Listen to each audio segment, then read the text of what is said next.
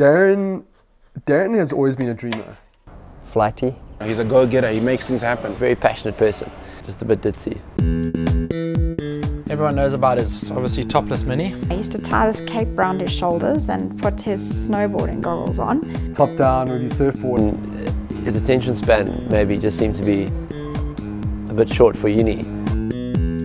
I think he spent more hours in the library than the librarian did. Daren would study through the night. For the amount of work he put in, for the results he got out definitely weren't equal. A lot of people knew him as the guy who didn't want to be sitting in the library but was sitting there anyway. But there definitely was a change at some point. Started to study differently. And Daren told us that he could memorize numbers between 1 and 100, and he could remember phenomenal amounts. I can't remember how many. So we said, rubbish, Daren, you can't. So he said, well, try me. So we got a pen and a piece of paper out, and we were giving him numbers and writing them down, and he gave them back to us in order. Then he said to us, would you like me to do it in reverse? We said, come on, Daren, did it in reverse. All the girls were like, wow, Daren, you're amazing. And I thought it was a trick, you know. There was this one exam, I think it was an HR exam. He had to learn in one night the entire syllabus. I hear this unbelievable noise, and it was D. He was standing at the door going, you know, Bones, I did it. Started to see, like, actually this stuff is working. He was better than all of us once he applied a few basic techniques. And said to myself, he must be studying an easier degree. That must be the only explanation as to why I'm grafting. And he's out Playing sport, being out there, snowboarding, going on adventures. I often used to say to him, dude, I really would love to have your life, you know, because you seem to have the most adventurous, exciting life ever. It's not often you can actually find someone who can surf as much as Daren and still sort of complete a degree in the time that he did. It was one of my final law exams. Daren was the only person that got me through it. And he taught us just basic principles of how to increase your memory. And that just blew everyone away. The first time when he said, I'm going to the World Memory Champs. I needed to hear that again. I remember thinking, if he can do it, I can do it. It's typically Daren, you know. If it's predictable, let's not do it. Because it always seems like he's doing something like radical and out there. He doesn't have a photographic memory. It's definitely something he's learned. He himself will tell you he's not an academic. He doesn't, you know, thrive in an academic environment. What he does thrive on is learning and knowledge. But it has to be done differently. It has to be Daren.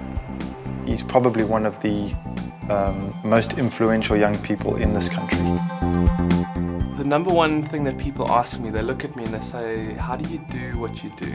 Everything that I know and that I teach people has been learnt. The pressure caused me to find answers. So somebody paying for my university, if that wasn't there, I don't know whether I would have actually put that much effort into finding answers.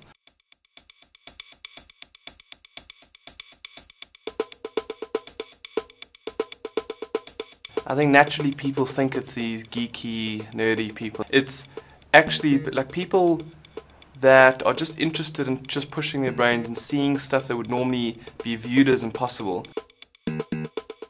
The person I've spoken about the most, or just shared with people, is Dr. Yip. His name's Yip Shui Choi, like Dr. Yip Shui Choi. He's memorized the perfect order of the Oxford Dictionary, word for word, in English and Chinese. My initial feeling was, that is impossible. I remember the BBC crew, they were interviewing Dr. Yip.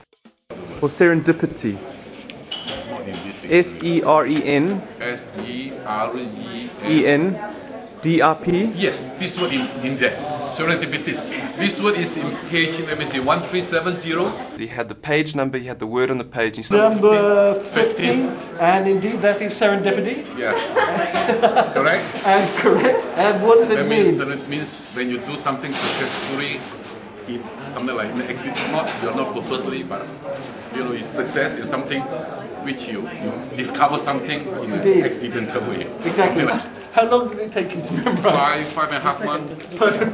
Yeah. Full time or just? No, not full time, of course. I remember meeting Ben Pridmore. The fastest he's ever done a deck of cards is 24.9 seconds. When I met Karina Drushel in 2006, she was the world junior memory champion. so she could memorize on average 20 pages of her schoolwork in 10 minutes. There was a study done in 2002 that rocked the world of what was possible or what was known about the brain and memory, and it was done by Eleanor Maguire. Are these people gifted or not? That's what she wanted to figure out. She took 10 people from the street and 10 of the top competitors of the World Memory Champs. So what she figured out was that from the systems that the top guys in the world were using, it activated the most powerful parts of the brain, and hence the results followed from that. I realized that everyone was using the same systems that I had read about. The systems date more than 2,000 years ago. So it's really solid ancient systems that work, used at an international memory level by the top competitors in the world, built up over 20 odd years. So I think when you start to combine all that thinking and compound the intelligence of wrestling with and figuring out new ways of thinking based on solid systems, and then you combine that with what we know of the brain today and how it functions best, combining all of that stuff together, that's, in my opinion, where the magic lies. The biggest problem that almost all students face is that they study the majority of their work within a 2 to 3 day period of that exam. Or they study, say, 5 pages of work, and by the time they're on page 4 or 5, they've totally forgotten what's on page 1, 2 or 3. And the reason for this is simply that they have no idea how to commit information into their long-term memory. So every time they're learning, information's staying in their short term, and that's why when they learn more information, it's simply getting overwritten. The reason it gets overwritten is simply because there's no systematic process or no strategic understanding of what's needed to take information into long term to stay literally for as long as they want. Something I love to do to show people what's actually going on in their brains on a physiological level while they learn. To take a blob of toothpaste on, let's say, just ordinary blank CD covers. As you pull them apart, you can see on a physiological level, every single time you learn information, your brain actually physically changes shape. Anyone can do this, it's just knowing how to think differently.